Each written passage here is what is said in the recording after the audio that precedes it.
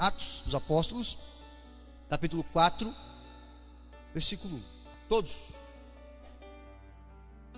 Diz assim: estando eles falando ao povo, sobrevieram os sacerdotes e o capitão do templo e os saduceus, marque bem essa palavra, saduceus, doendo-se muito de que ensinasse o povo e anunciasse em Jesus a ressurreição dos mortos.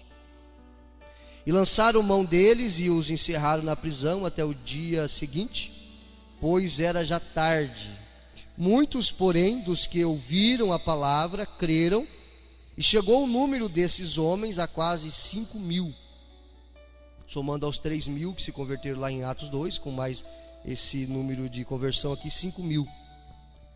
Verso 5: e aconteceu no dia seguinte, reuniram-se em Jerusalém os seus principais, os anciãos e os escribas, e Anás, o sumo sacerdote, Caifás e João, esse João que é um outro João, não é nem João Batista, nem o João discípulo de Jesus, e Alexandre, e todos quantos haviam da linhagem do sumo sacerdote. E pondo-os no meio, perguntaram: com que poder ou em nome de quem fizeste isto? Então Pedro, cheio do Espírito Santo, lhes disse: principais do povo e vós, anciãos de Israel, visto que hoje somos interrogados acerca do benefício feito a um homem enfermo e do modo como foi curado, seja conhecido de vós todos e de todo o povo de Israel, que em nome de Jesus Cristo o Nazareno, aquele a quem vós crucificastes e a quem Deus ressuscitou dos mortos, em nome desse é que este está são diante de vós. Ele é a pedra que foi rejeitada por vós, os edificadores, a qual foi posta por cabeça de esquina. Em nenhum outro nome, em nenhum outro há salvação, porque também debaixo do céu nenhum outro nome há dado entre os homens, pelo qual devamos ser salvos. Então eles, vendo a ousadia de Pedro e João, informados de que eram homens sem letras e indoutos, guarde essa expressão que você vai entender o que significa, se maravilharam e tinham conhecimento de que eles haviam estado com Jesus. E vendo estar com eles o homem que fora curado, nada tinha que dizer em contrário. Todavia, mandando-o sair fora do conselho, conferiram entre si, dizendo: que havemos de fazer a estes homens? Porque a todos os que habitam em Jerusalém é manifesto que por meio deles ou por eles foi feito um sinal notório, e não podemos negar. Verso 17: mas para que não se divulgue mais entre o povo, ameacemo-los para que não fale mais nesse nome a homem algum. E chamando-os, disseram-lhes que absolutamente não falassem nem ensinassem no nome de Jesus. Respondendo, porém, Pedro e João lhes disseram: julgai vós se é justo diante de Deus ouvir-vos antes a vós do que a Deus, porque não podemos deixar de falar do que temos visto e ouvido. Verso 21: mas eles ainda os ameaçaram mais e, não achando motivo para os castigar, deixaram-nos ir por causa do povo, porque todos glorificavam a Deus pelo que acontecera. Último versículo: pois tinha mais de 40 anos o homem em quem se operara aquele milagre de saúde. Amém? Curva sua cabeça mais uma vez. Pai, nós nos colocamos diante da Tua presença, entendemos que sem Ti nós não podemos fazer nada, temos a dependência total do Teu Espírito, Senhor, para nos ajudar a compartilhar a Tua palavra, para que a igreja possa entender também, porque o Senhor ilumina a nossa mente, para que possamos entender as Escrituras. Senhor, que consigamos entender, pegar as lições, aplicar em nossas vidas, e saímos daqui, Senhor, mais forte do que quando chegamos, para fazer a diferença neste mundo, nesta cidade, aonde nós estamos inseridos. Em nome de Jesus, nós oramos e pedimos que o Senhor nos ajude. Amém. Queridos, os irmãos que estão acompanhando as mensagens ministradas nos cultos de domingo, estamos no livro dos Atos dos Apóstolos. No capítulo passado, no capítulo 3, foi falado sobre a cura de um homem que estava na porta do templo, o templo dos judeus, uma das portas do pátio do templo. O nome da porta era Formosa, e esse coxo estava ali pedindo esmola. Acredita-se que desde a sua infância. No versículo que nós lemos aqui, no versículo 22, diz que ele tinha 40 anos, ou seja, fazia muito tempo que ele estava ali. O Pedro e João estavam chegando para a oração. Ele olhou para os dois homens de Deus e pediu uma esmola. Estava esperando receber a esmola, mas aí Pedro olhou para ele e disse: não temos dinheiro, nem prata nem ouro, mas o que nós temos, nós te damos. Em nome de Jesus, o Nazareno, levanta e anda. Ele foi curado. Só que quando ele se levanta, quando ele é curado, a alegria é tão grande no coração daquele homem, que ele acompanha os discípulos. Os discípulos se reúnem em um lugar chamado Alpendre de Salomão, e a multidão vem junto então, porque aconteceu um grande milagre. Aquele homem estava andando, e agora Pedro e João começam a pregar. Aproveita a oportunidade para pregar o evangelho, anunciar que Jesus, o Messias, o Jesus que foi crucificado pela religião, pelo Estado romano, esse Jesus era o Salvador da humanidade. Salvador esse que os judeus estavam rejeitando, a religião, o judaísmo estava rejeitando. Só que acontece que no capítulo 4 vai começar uma grande perseguição. E é sobre isso que nós queremos falar. A igreja começa a ser perseguida. A partir do capítulo 4 aqui que nós lemos, a igreja ela começa a ser perseguida. E é necessário que você entenda que quando falamos de igreja perseguida, estamos falando de um povo. Amém? Estamos falando de um povo que cria em Jesus Cristo, um povo salvo que nasceu de novo. Não era uma denominação, era um povo que cria em Jesus. Esse povo começou a ser perseguido. Igreja significa um povo separado, um povo tirado para fora, um povo escolhido por Deus. Então esse povo começou a ser perseguido através da pregação do evangelho, ou por causa da pregação do evangelho, eles começaram a ser perseguidos. E quem é que estava perseguindo a igreja? A religião. O judaísmo estava perseguindo a igreja. Depois o Império Romano também perseguindo a igreja. E é sobre isso que nós queremos falar. A igreja começa a ser perseguida. A partir do capítulo 4 em diante aqui, você vai ver a igreja sendo perseguida. Muitos sendo mortos por amor ao evangelho. E hoje isso ainda acontece. Talvez não no Brasil, mas no mundo isso ainda acontece. Pessoas sendo mortas por causa da sua fé em Jesus Cristo. E você sabe que isso acontece. A mídia não mostra muito, mas com a internet você tem acesso e você sabe que isso acontece em vários países. Pessoas que são mortas pelo fato de crerem em Jesus. Jesus, ele avisou os discípulos que eles seriam perseguidos. Onde é que está escrito isso? Mateus, capítulo 5, pega na sua Bíblia. Mateus, capítulo 5, e o versículo de número 10, diz assim: bem-aventurados os que sofrem perseguições por causa da justiça, porque deles é o reino dos céus. Bem-aventurados sois vós, quando vos injuriarem, perseguirem, e mentindo disserem todo mal contra vós, por minha causa. Jesus está dizendo: alegrai, exultai e alegrai-vos, porque é grande o vosso galardão no céu, porque assim perseguiram os profetas que foram antes de vós. Jesus estava dizendo: quando vocês forem perseguidos, se alegrem.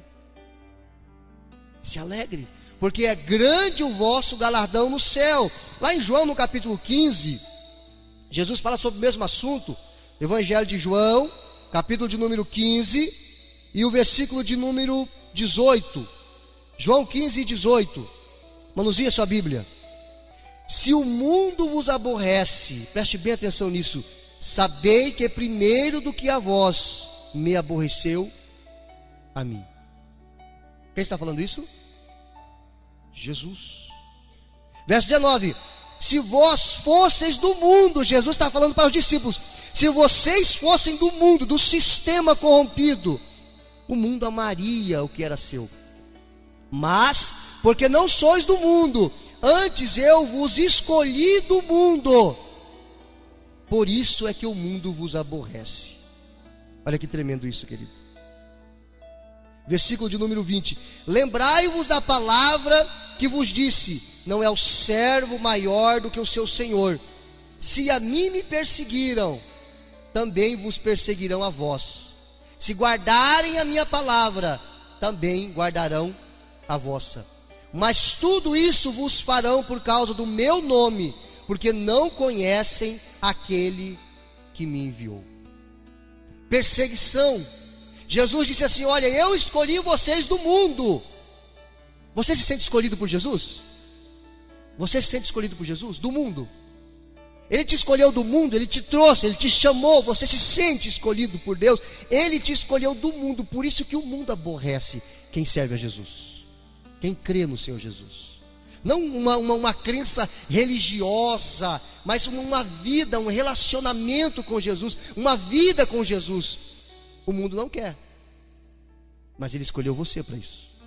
Nós vamos tentar analisar aqui no capítulo 4, então, queridos, o que aconteceu nesses 22 versículos que nós lemos. O milagre aconteceu, 5.000 pessoas se converteram, 3.000 em Atos 2, depois mais 2.000 pessoas aqui, 5.000 pessoas. Agora a religião começará a perseguir os servos do Senhor Jesus. Versículo, volte lá em Atos 4, o versículo 1 e o versículo 2, nós aprendemos aqui a primeira lição-chave para nós entendermos a mensagem, o que o texto está nos ensinando. Versículo 1 e o versículo 2, vamos ler de novo, na Bíblia. Estando eles falando ao povo, eles estavam pregando ainda. Eles estavam no alpendre de Salomão, o coxo estava ali alegre e feliz da vida, exaltando a Deus, e Pedro e João estavam pregando ainda ao povo. Quem chegou? O sacerdote, o capitão do templo e os saduceus. Entenda, viva a história. Chegaram os religiosos, olha só o capitão do templo. Chegaram os sacerdotes e chegaram os saduceus. E o versículo 2 diz assim, que eles estavam doendo-se muito. Por quê? Porque Pedro e João estavam ensinando no nome de Jesus. Os mesmos que condenaram a Jesus, os mesmos sacerdotes religiosos que condenaram a Jesus, agora estão vendo a Pedro e João pregarem no nome de Jesus. Eles chegam irados, com ciúme, com raiva, doendo-se muito de que ensinasse o povo e anunciasse em Jesus, olha só, a ressurreição dos mortos. O que é isso? Os mortos vão ressuscitar? Sim, vão. Olha só, a lição do versículo 1 e do versículo 2. Os saduceus, eles não acreditavam na ressurreição dos mortos. Os saduceus não acreditavam em anjos, não acreditavam na ressurreição dos mortos, não acreditavam em vida espiritual e também não acreditavam que Jesus era o Messias. E quando eles chegam, Pedro e João estão anunciando o quê? A ressurreição dos mortos em Jesus. Ou seja, todo aquele que crê em Jesus voltará a viver. Ainda que esteja morto, voltará a viver. E o próprio Jesus experimentou a morte, mas voltou à vida pelo poder de Deus. E os saduceus não acreditavam nisso, eles não criam nisso de forma alguma. Imagina a ira desses religiosos. Sabe que tem pessoas que são intolerantes assim? Se você não crê naquilo que elas creem, então não serve, a nossa amizade não funciona. Você sabe que há muita divergência teológica entre as igrejas, mesmo ditas evangélicas. Esses saduceus, eles não criam na ressurreição dos mortos. E quando eles chegam ali, Pedro e João estão pregando, eles ficam irados. Por quê? Porque eles estão anunciando que os mortos vão ressuscitar. Os saduceus eram um grupo de judeus liberais. Eles não acreditavam em nenhum tipo de manifestação espiritual. Os mortos, todos os mortos vão ressuscitar. Primeiro os salvos na vinda de Jesus, depois os não salvos para o juízo final. 1 Tessalonicenses, capítulo 4, e o versículo de número 15. Manuseie sua Bíblia, vamos ler juntos. Paulo está escrevendo aqui para a igreja de Tessalônica, e ele diz no capítulo 4, no versículo 15: dizemos-vos, pois, isto pela palavra do Senhor, que nós, Paulo está dizendo nós, eu faço parte, os que ficarmos vivos para a vinda do Senhor, não precederemos os que dormem. Os que dormem é os que estão mortos. Porque o mesmo Senhor descerá do céu com alarido, com voz de arcanjo e com a trombeta de Deus, e os mortos em Cristo ressuscitarão primeiro. Os que morreram em Jesus, os que creem em Jesus, que estiverem mortos, na vinda do Senhor, eles vão ressuscitar primeiro. É o que Paulo está dizendo aqui. Depois nós, os que ficarmos vivos, seremos arrebatados juntamente com eles. Com quem? Com os mortos, nas nuvens, a encontrar o Senhor nos ares, e assim estaremos para sempre com. Portanto, consolai-vos uns aos outros com estas. Qual que é o nosso consolo? Qual que é o seu consolo? A salvação, a ressurreição, a vida eterna. Quem não vai morrer aqui? Nunca. Levante a mão, o primeiro eterno. Então a nossa vida é rápida e passageira. É por isso que a Bíblia diz que ela é como a erva, hoje está bonita, amanhã murcha e cai. É como a neblina, o vapor, hoje você vê, daqui a pouco o vento leva. Então a nossa esperança é a vida eterna, é viver para sempre. E de que maneira nós vamos viver para sempre? Através de Jesus Cristo. Na verdade todos viverão para sempre, só que os salvos com o Senhor Jesus na eternidade, e os que não creem em Jesus, separados do Senhor no castigo eterno. Todos viverão para sempre.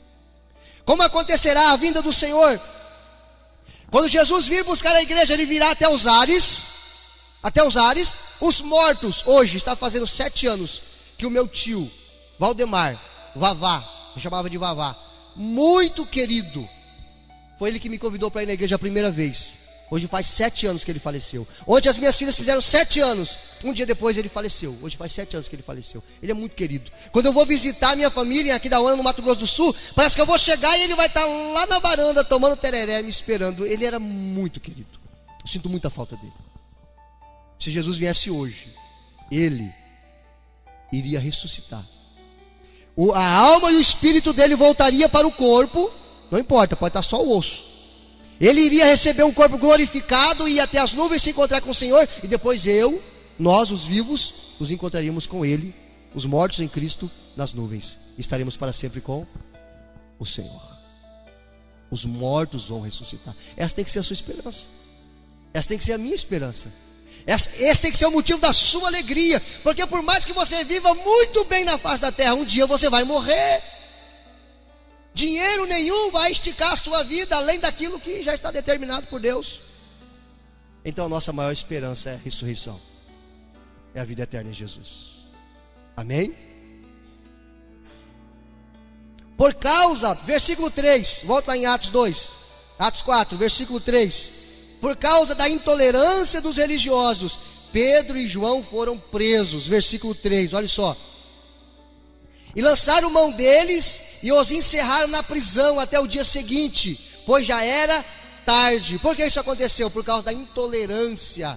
Aqueles homens religiosos eram intolerantes. Eles prenderam a Pedro e João porque já era tarde. Aí no versículo 4, nós chegamos na próxima lição. Versículo 4, acompanhe. O texto também está aqui, acompanhe a sua Bíblia também. Muitos do povo, daqueles que ouviram a pregação, creram, porque ouviram a palavra. Está no versículo 4. Muitos, porém, dos que ouviram a palavra, creram. E chegou o número desses homens a quase 5.000. Por que eles creram? Porque eles ouviram a palavra. E a fé vem e o ouvir da palavra de Deus. Então pega na sua Bíblia Romanos 10. Romanos, capítulo 10. E o versículo 12. Porquanto não há diferença entre judeu e grego, porque um mesmo é o Senhor de todos, rico para com todos os que o invocam. Eu preciso te explicar isso aqui. Os judeus acreditavam que a salvação era só para eles. O gentil, nós que não somos judeus, não tínhamos salvação. Então eles acreditavam que o Messias viria apenas para eles. Agora Paulo está escrevendo aqui dizendo, ó, não há diferença entre judeu e grego, ou seja, não há diferença entre judeu e gentil. Todos estão embaixo do pecado. Você pode dizer para a pessoa do seu lado, para despertar ela assim, ó, não há diferença. Fale para ela com carinho e respeito, não há diferença. Diga assim, nós somos iguais. Precisamos de Jesus. Amém. Versículo 13 diz assim, porque todo aquele que invocar o nome do Senhor será salvo. Agora o versículo 14 diz assim, como pois invocarão aquele em quem não creram? E como crerão naquele de quem não ouviram? Ou seja, como é que eu vou crer se eu não estou ouvindo, se eu não sei, se ninguém me ensinou? E como ouvirão se não há quem pregue? Agora nos confrontou. Nós precisamos pregar. Como é que você quer que alguém se converta se ela não ouviu a mensagem do Evangelho ainda? Se você não pregou, se você não anunciou. Versículo 15, e como pregarão se não forem enviados?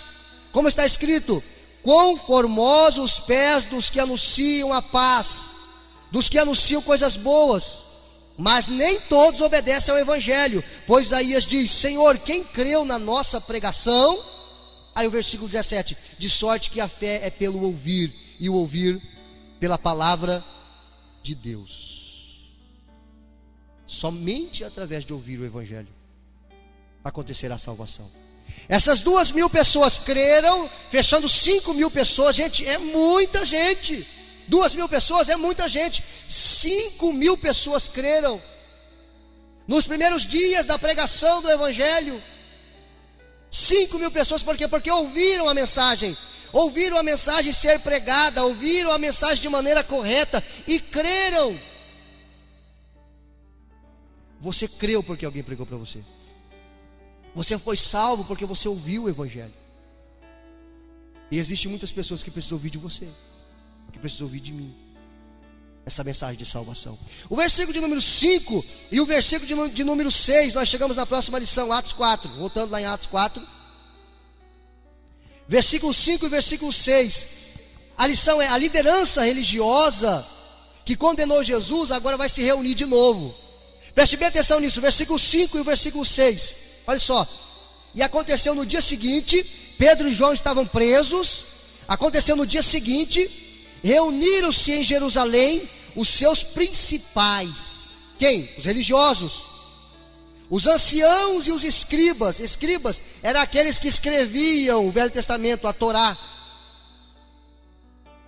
Verso 6, e Anás. Quem lembra de Anás? Caifás. Vamos falar junto? Anás, Caifás, os mesmos sacerdotes que condenaram Jesus, estão aqui de novo. Os mesmos sacerdotes que condenaram a Jesus. Anás, o sumo sacerdote, e quem? Caifás. E João. Esse João, ninguém sabe quem que é. E Alexandre, também não sabe quem é. Mas com certeza o versículo vai nos dizer, nos dá uma noção. E todos quantos haviam da linhagem do sumo sacerdote. Esses homens eram da linhagem do sumo sacerdote. Ou seja, filhos de Arão. Filhos de Arão. Só poderia ser sacerdote quem fosse filho de Arão. Da tribo de Levi e filho de Arão. Não era só ser levita, tinha que ser levita da tribo de Levi. Arão é da tribo de Levi, mas tinha que ser filho de Arão. Quem já leu ali sobre os 4 filhos de Arão e os 2 que foram mortos pelo próprio Deus por levar fogo estranho no altar do incenso? Então esses homens eram descendentes de Arão.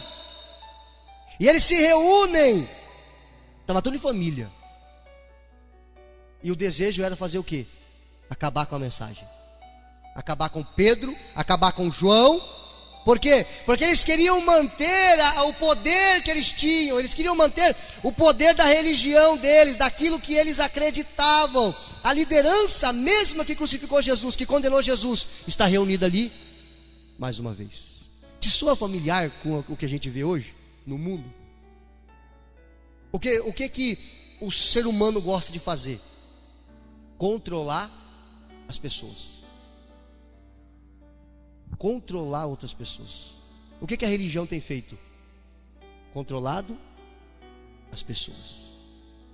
É por isso que eu falo aqui, domingo após domingo, você não deve ser religioso. Você não deve ser religioso.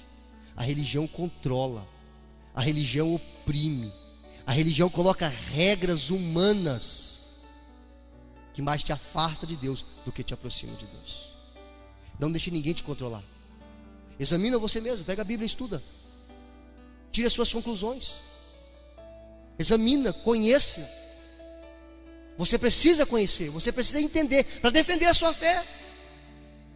A gente vê tanta confusão, gente correndo para lá, para cá, dizendo, não, a verdade está lá, a verdade está cá, não, a verdade está do outro lado. Gente, a verdade está na palavra de Deus. É aqui que está a verdade. Eu preciso conhecer essa verdade, eu preciso entender essa verdade. É fácil, pastor? Não, vai exigir tempo de você. Vai exigir dedicação de você. Para você entender e saber defender a sua fé. Ah, o pastor Josias falou isso, aí o pastor fulano falou isso, aí o pastor fulano falou isso, e agora onde é que está a verdade? Na palavra de Deus. Se eu estou de acordo com a palavra, então eu falei a verdade, se não, eu não falei a verdade. A palavra de Deus é a verdade. Os irmãos estão entendendo?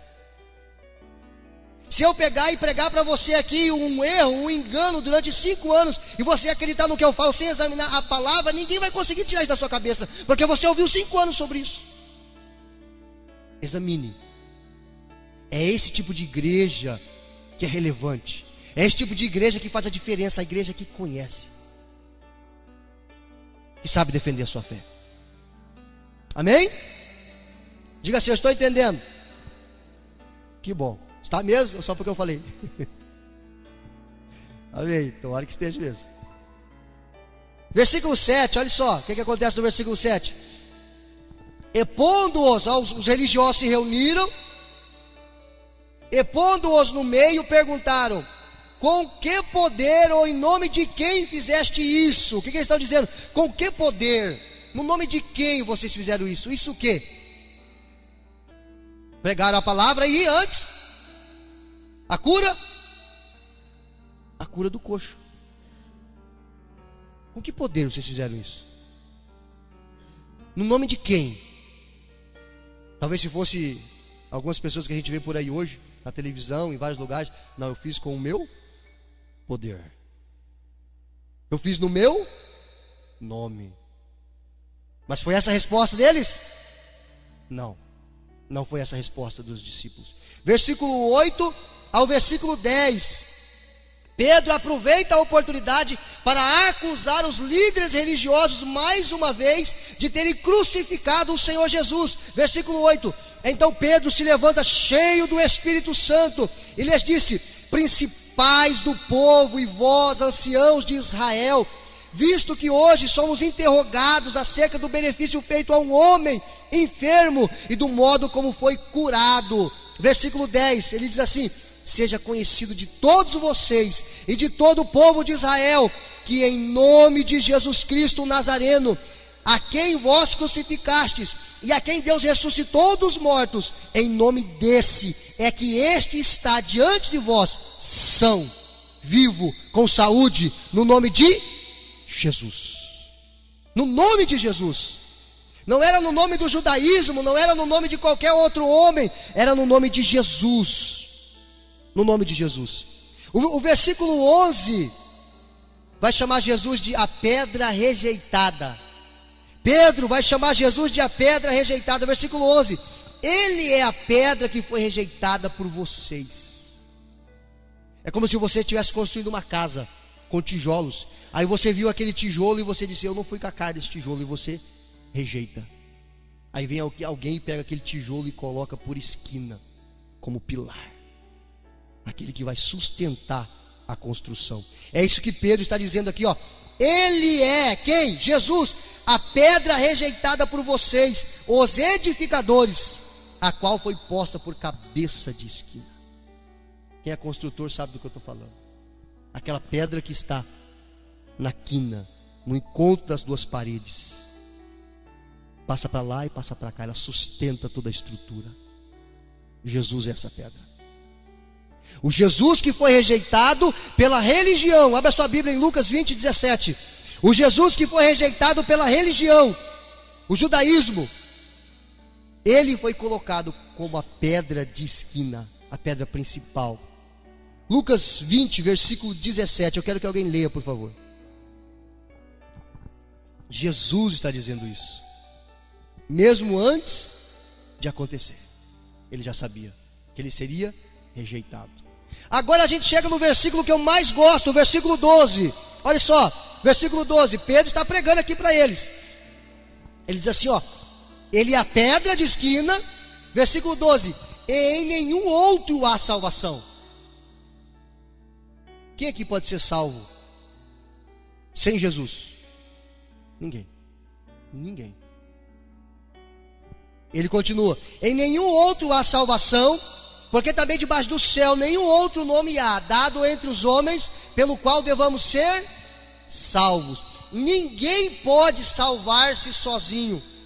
Ninguém pode ser salvo crendo em qualquer outra entidade ou religião ou homem que não seja Jesus.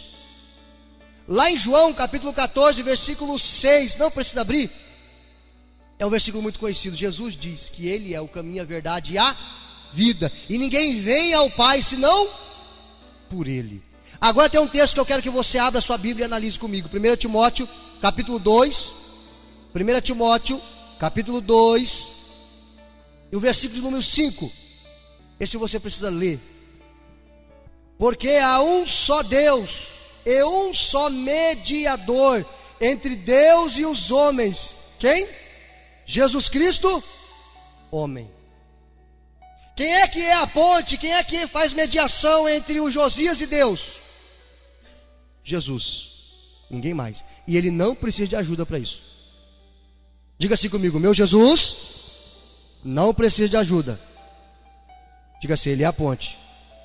Ele é quem nos liga ao Pai. Versículo 6: o qual se deu a si mesmo em preço de redenção por todos, para servir de testemunho a seu tempo. Só Jesus, ninguém mais. Amém? Só Jesus e ninguém mais. Querido, só que é tão complicado que a gente vê tanta religião por aí. Por exemplo, eu vou citar algumas para você aqui, ó, que dizem, geralmente, para você identificar uma seita, grupo de pessoas que ensina heresias. O que é heresias, pastor? Complicou mais ainda. São ensinos errados, heréticos, errados, distorcidos. Como é que você consegue avistar de longe uma seita? Ela é identificada pelo nome do seu fundador. Fala-se mais o nome do seu fundador do que no nome de Jesus. Isso soa familiar para você? Soa? É? Soa. Exemplo, vou citar alguns para você aqui, ó. O Buda é o criador do budismo. Confúcio, o criador do confucionismo. Já ouviu falar desse nome? Maomé, o criador do islamismo. Allan Kardec, criador do espiritismo. Os mortos falam com os vivos. O que mais, pastor? Tem mais alguns que eu marquei aqui. Joseph Smith, fundador do mormonismo. Quem já fala nos mormons? Que é aqueles rapazinhos que andam com um crachazinho bonitinho, bem arrumadinho na rua, assim.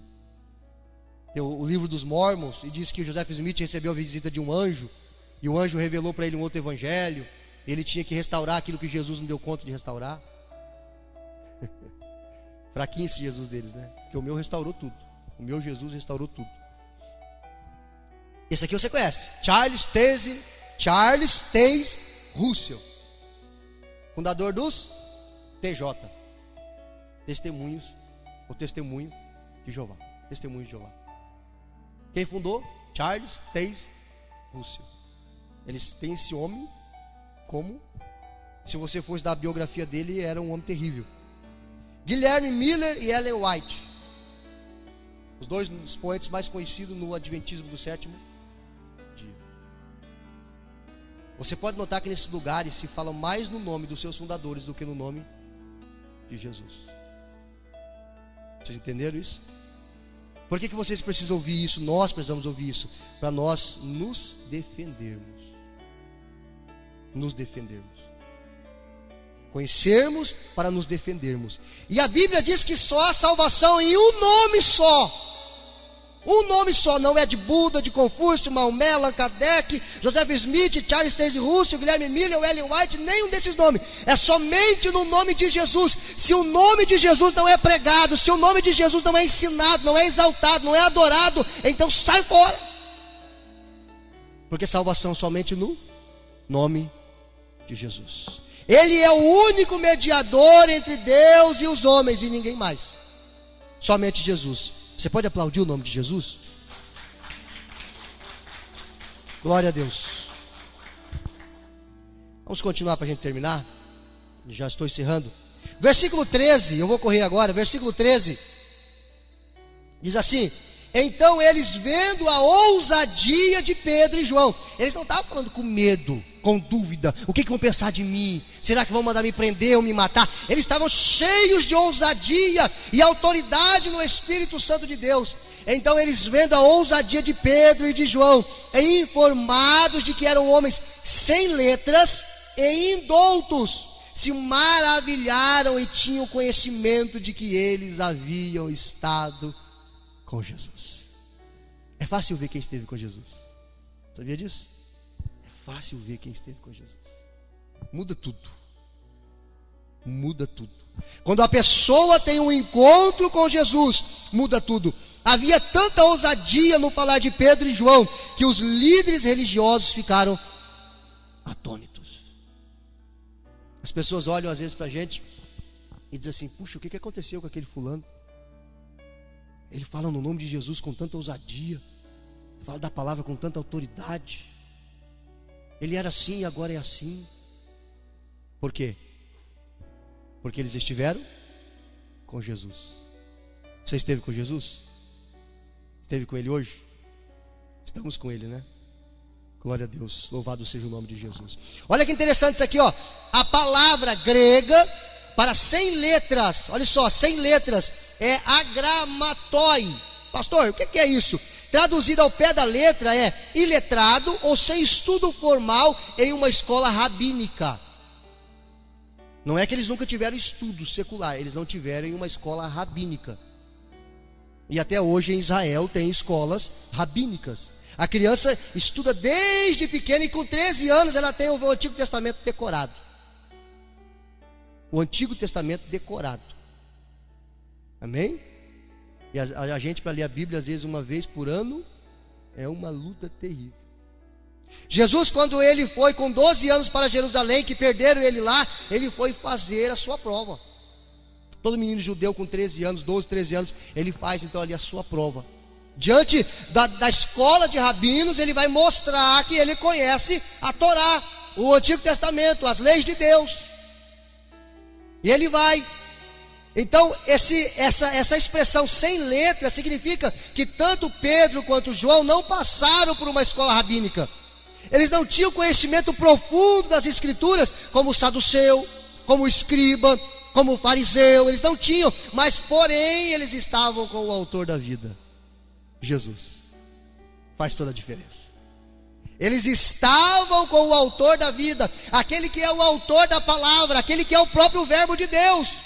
E faz toda a diferença. Algumas pessoas usam como desculpa: pastor, mas eu sou ruim com as palavras. Parece que eu vejo Moisés, né? Sou pesado de línguas. Chama outro. Deus escolheu você. Deus escolheu você. Pastor, eu não tenho muito conhecimento. Depende do Espírito Santo. Se esforce, estude mais, ore mais. Deus vai te dar graça. É o Senhor quem nos capacita. É Ele quem nos capacita. Esses homens, no versículo 15, eles não podiam negar o milagre, porque o milagre aconteceu. O coxo estava andando, versículo 15. Todavia, mandando-o sair fora, eles estavam na reunião, Pedro e João. Versículo 14, eles viram a autoridade com que eles falavam. No versículo 15, eles disseram assim: sai um pouquinho. Os discípulos saíram. Então eles se reuniram, versículo 15. Todavia, mandando-o sair fora do conselho, conferiram entre si, dizendo: que havemos de fazer a estes homens? Porque a todos os que habitam em Jerusalém é manifesto que por eles foi feito um sinal notório, e não podemos negar: o coxo está andando. Não tem como negar isso. Eles poderiam fazer o que eles quisessem, mas não tinha como negar. O coxo foi curado, alguma coisa aconteceu, o milagre aconteceu. Eles não podiam aceitar o milagre, mas também não podiam negar, porque o milagre aconteceu. Acontece com vocês também, acontece comigo. As pessoas, elas olham, elas não aceitam, elas não querem aceitar, mas o milagre aconteceu. Jesus te tocou, Jesus me tocou.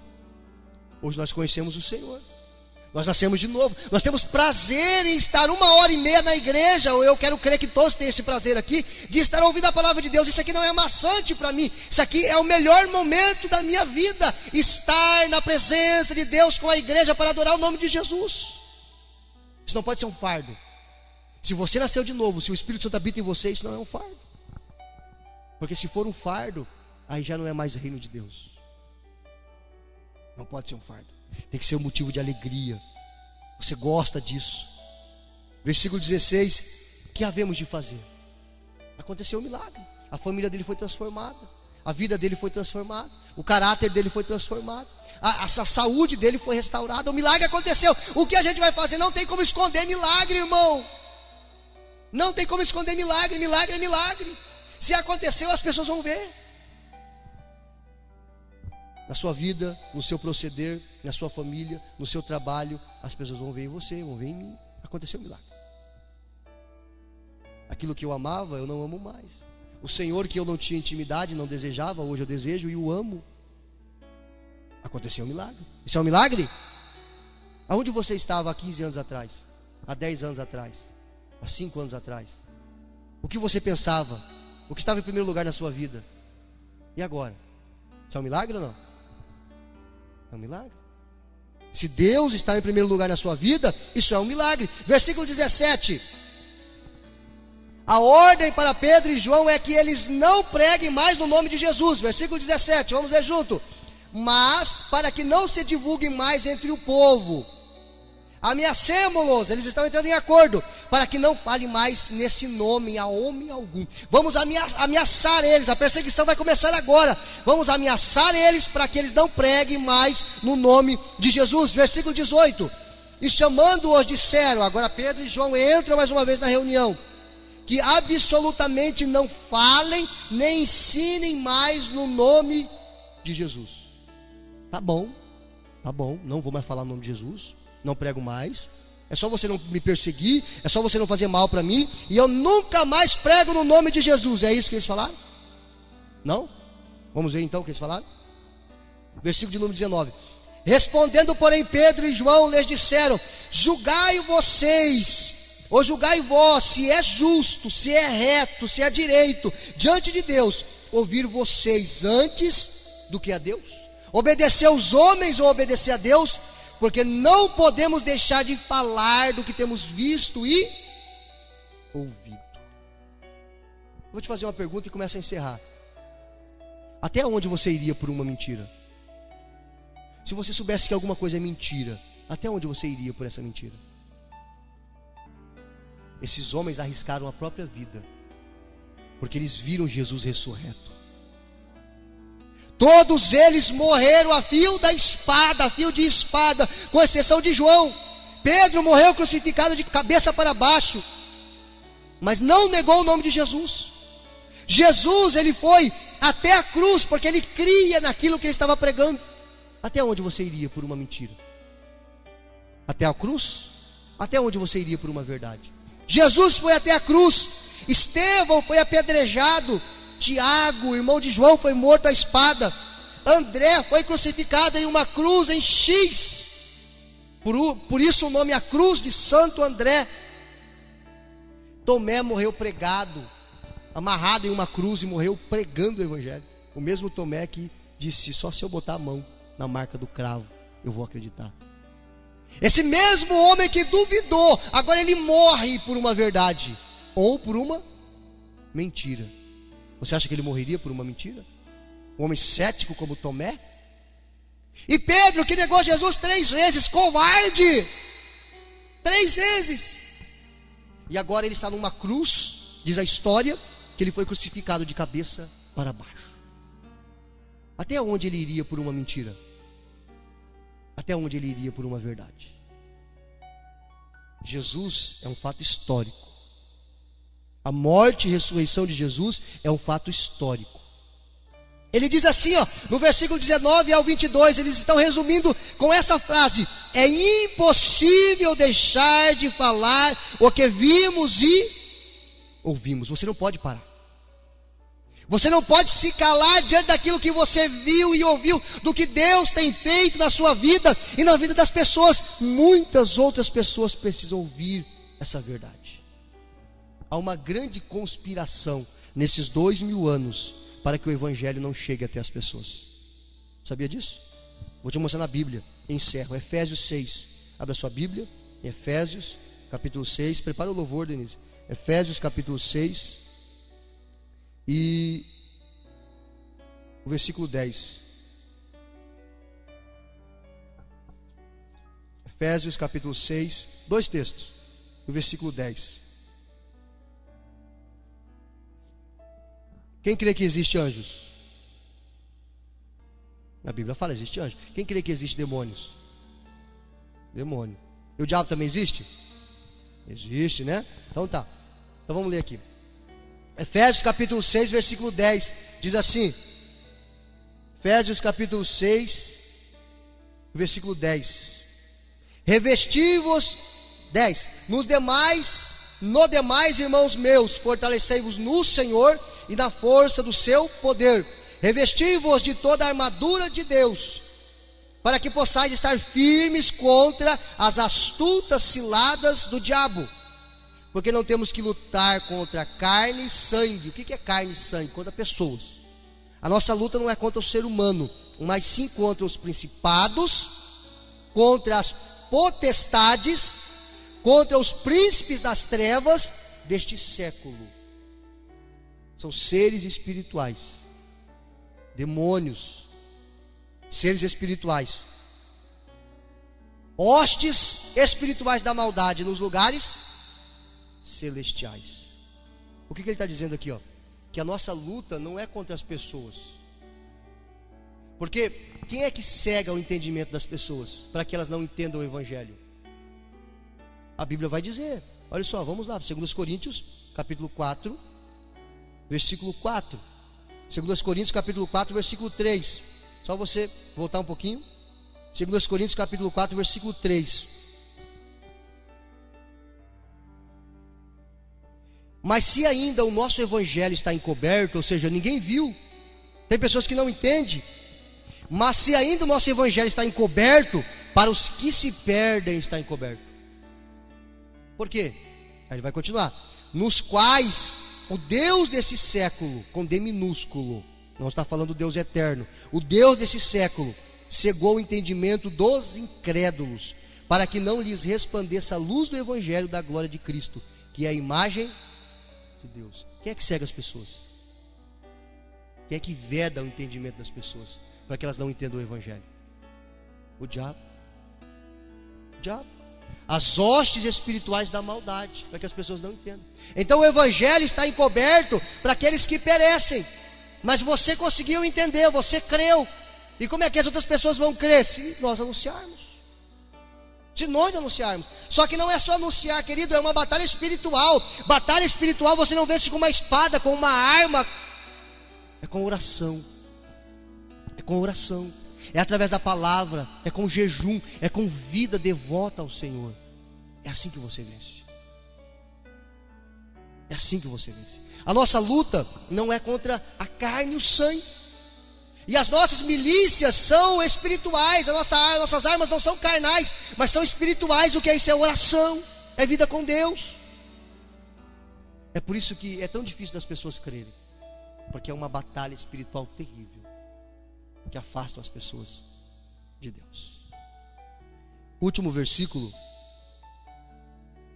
lá em Atos 4, eu vou acabar a leitura aqui. Versículo 21. Mas eles ainda os ameaçaram os discípulos, mais ainda, e não acharam motivo para castigar eles, porque o povo viu o milagre que aconteceu. Versículo 22. Pois tinha 40 anos, ou quase 40 anos, aquele homem que o milagre foi operado na vida dele. Era notório, era visível. A igreja começa a ser perseguida aqui, e ela é perseguida até hoje. Talvez aqui no Brasil não, da forma que acontece no Oriente Médio. Pesquisa para você ver quantas pessoas morreram hoje no Oriente Médio por crer em Jesus.